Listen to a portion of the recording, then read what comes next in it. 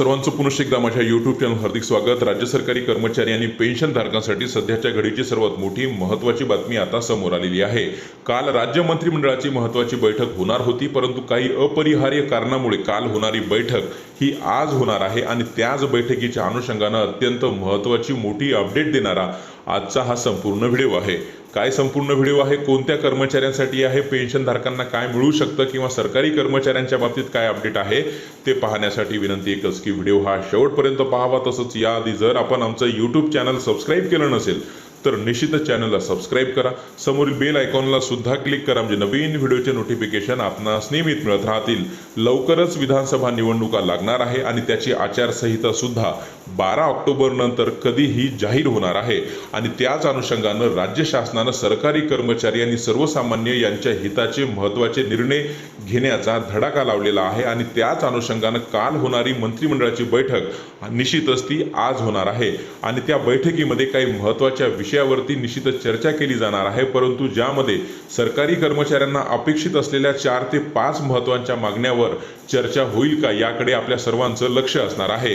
त्यामध्ये वेतन त्रुटीचा प्रश्न, राज्यातील जे शिक्षक 2004 नंतर सेवेत दाखल झालेले आहेत त्यांना अतिशय अल्प लाभ 7वा वेतन आयोग लागू झाल्यानंतर होत असल्याने या सरकारी कर्मचाऱ्यांच्या वेतनातली त्रुटी दूर करण्यासाठी हे बरेच शिक्षकेतर कर्मचारी न्यायालयात सुद्धा गेलेले आहेत। त्यामुळे निश्चितच वेतन त्रुटीच्या प्रश्नावर आज चर्चा होण्याची शक्यता वर्तवली जात आहे आणि हा प्रश्न निकाली निघाल्यास राज्यातील हजारो कर्मचाऱ्यांना म्हणजेच 2004 नंतर सेवेत दाखल झालेल्या लाखो शिक्षकांना मोठा आर्थिक दिलासा मिळणार आहे।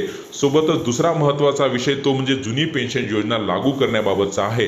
आपल्या सर्वांनाच माहीत आहे 2 ऑक्टोबर पासून राज्यातील बरेच सरकारी कर्मचारी वर्धा येथे आमरण उपोषणाला बसलेले आहेत आणि आमरण उपोषणाचा आजचा हा 3रा दिवस आहे आणि या सर्व कर्मचाऱ्यांना जुनी पेन्शन योजना मिळावी असं अपेक्षित आहे आणि त्याच अनुषंगाने जुन्या पेन्शन संदर्भात आजच्या मीटिंगमध्ये काही चर्चा होते का याकडे सुद्धा आपलं लक्ष असणार आहे।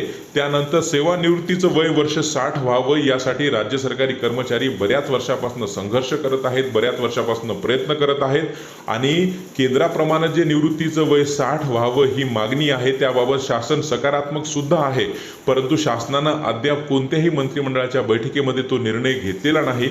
परंतु आज होणाऱ्या बैठकीमध्ये मात्र या संदर्भातला निर्णय होऊ शकतो असं सुद्धा वर्तवलं जात आहे, ज्यामुळे निश्चितच असं जर झाल्यास राज्यातील लाखो शिक्षकांना मोठा दिलासा मिळणार आहे। सोबतच पेन्शन धारकांची जी प्रामुख्याने मागणी आहे ती म्हणजे पेन्शन विक्री किंवा अंश राशीकरणाची जी कपात शासनाकडनं 15 वर्ष होते त्या 15 वर्षामध्ये जी काही पेन्शन विक्रीची रक्कम पेन्शन धारकांना घेतली आहे त्यापेक्षा दुप्पट रक्कम त्यांना ती 15 वर्षात वापस करावी लागते।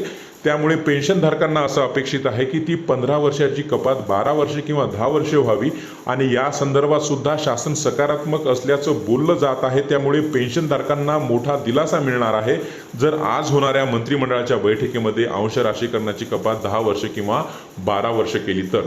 निश्चितच या बैठकी संदर्भातले अपडेट सायंकाळी सुद्धा आपल्याला आमच्या चॅनलच्या माध्यमातून प्राप्त होणार आहे।